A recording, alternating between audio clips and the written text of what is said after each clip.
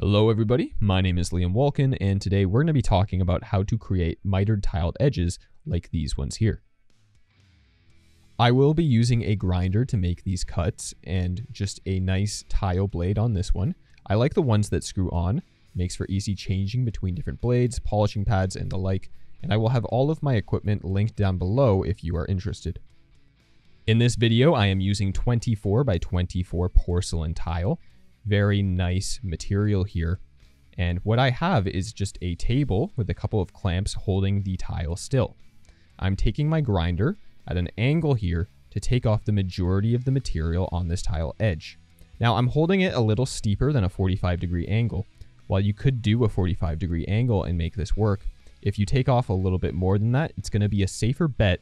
That way, when you butt your two tile edges together, you're going to have a minimum gap between the two.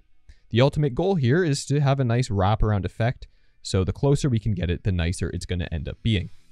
With that being said, porcelain tile will chip if you take off too much material. So I'm trying to leave about 1/16 of that tile edge as I make this cut, maybe 1/32 around there, but each tile is going to perform differently.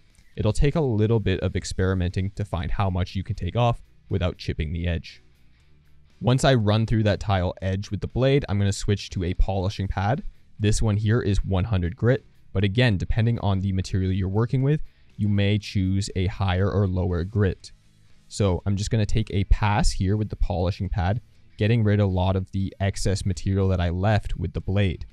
If you take off too much with the blade, it can get a little risky with chipping. I just find that the polishing pad's a little safer for getting the rest of that material off.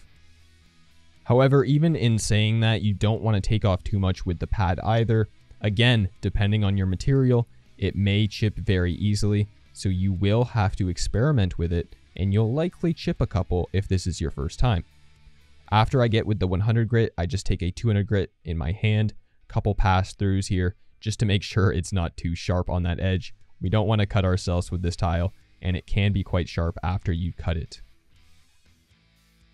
Once you have a couple done, you can go ahead and check them. Just hold them together at a 90-degree angle and see how that gap looks.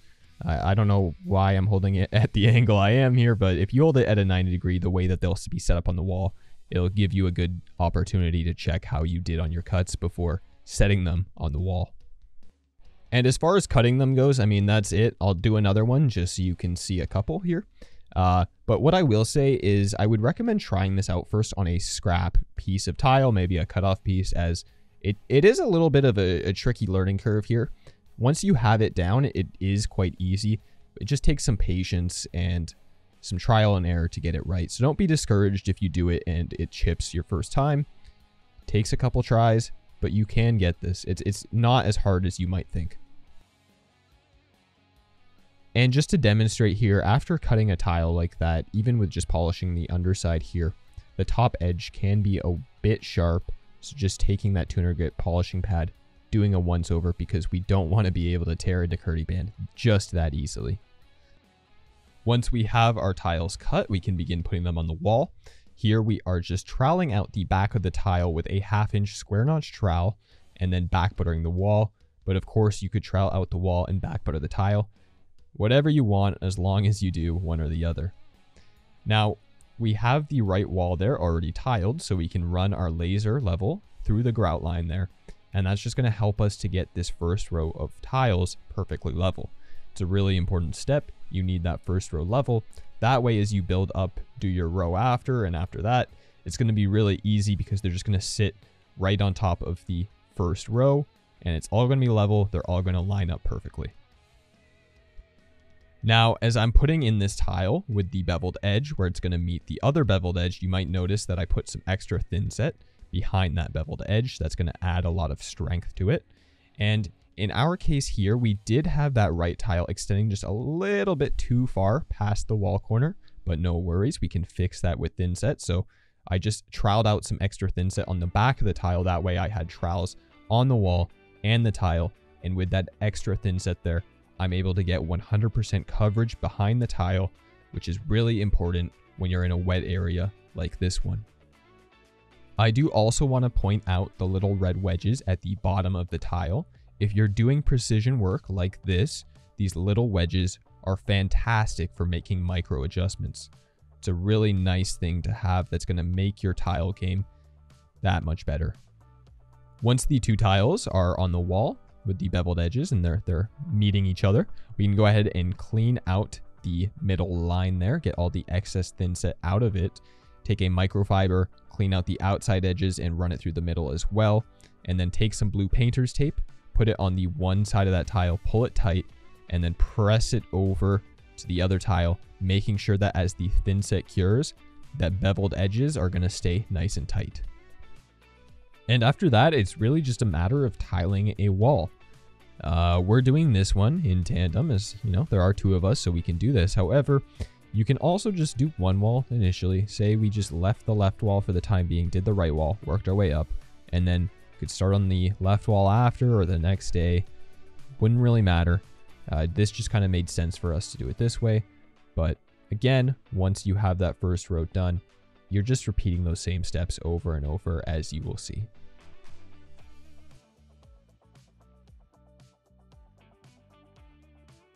Something else I would like to point out is if you are planning on doing a niche this way, you're going to want your tile edge to overhang that niche by at least the thickness of the tile.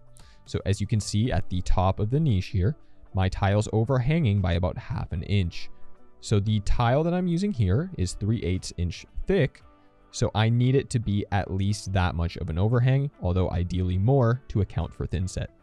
So if you can picture the entire perimeter being overhung, that way when I put in the bottom, top, and sides of my niche pieces, the two beveled edges will be able to just meet up and wrap around very cleanly. And this is pretty much it for as far as mitering your tiles go. Now, the next part of the video, we're going to be covering how to epoxy this outside edge. However, there are a couple pros and cons to doing that. The cons to using epoxy is 1, it's expensive, and 2, it's significantly harder to use than grout. So why wouldn't we grout this corner?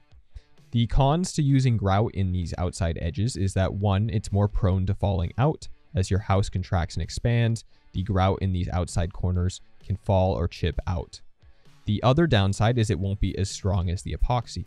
The epoxy will add a lot of strength to these outside corners so that if you were ever to hit one of them, they wouldn't be as likely to chip. And the last reason is that the epoxy is just going to look a lot better than grout. The first step to epoxying your corners is going to be prep work. We want to take some blue painter's tape here and run it along each mitered edge, just leaving about a 1/16 to 1/32 reveal of that tile. This way, when we put the epoxy in, we won't get as much on the rest of the tile as it's really hard to get off. We also want to make sure all of our miters are clean. We don't want any thin set, any dust, any moisture in there before we epoxy.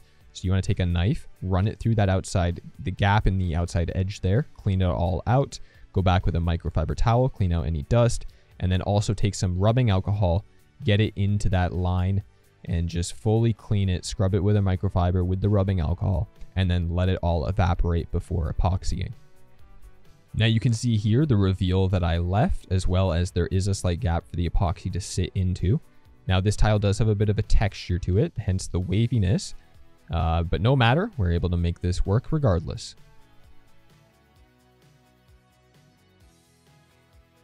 The epoxy I will be using here today is Tenax Strong Edge Part A, Part B epoxy. It has a 2-to-1 mixture, but whatever epoxy you end up using, you want to follow all of the instructions.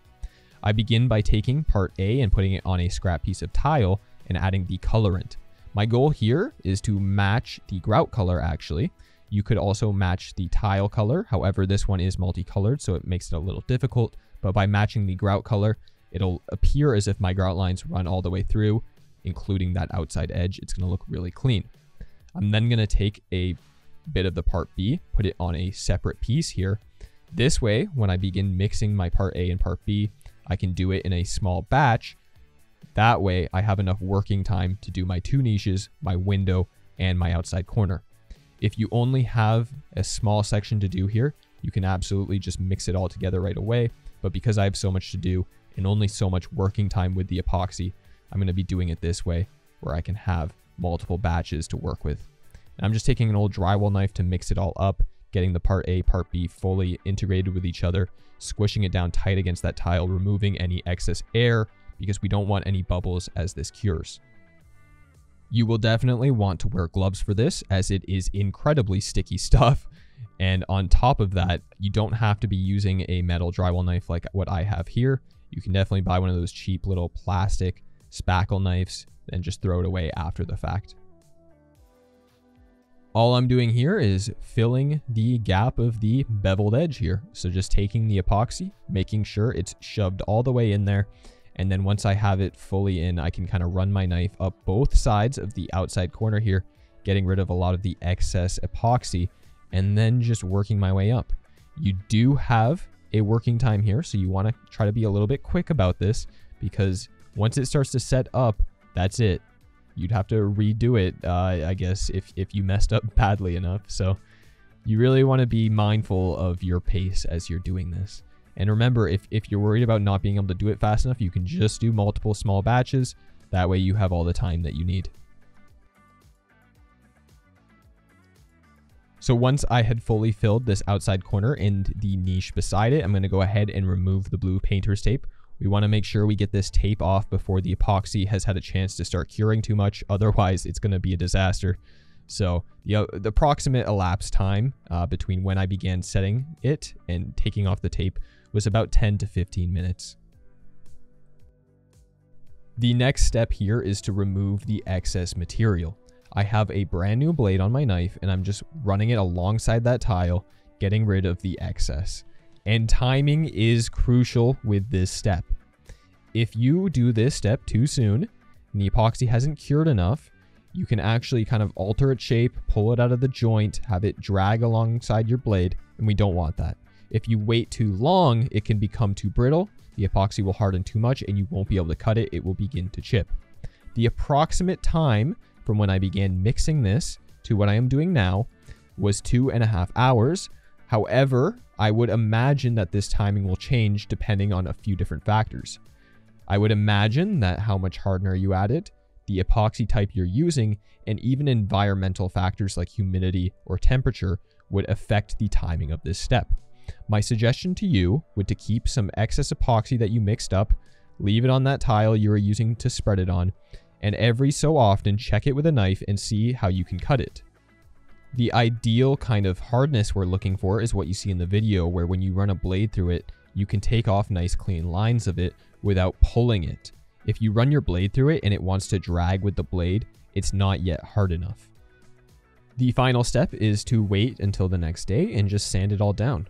Want to give it a nice little round over, that way your tile really looks as if it's wrapping around that corner. It's going to be really clean.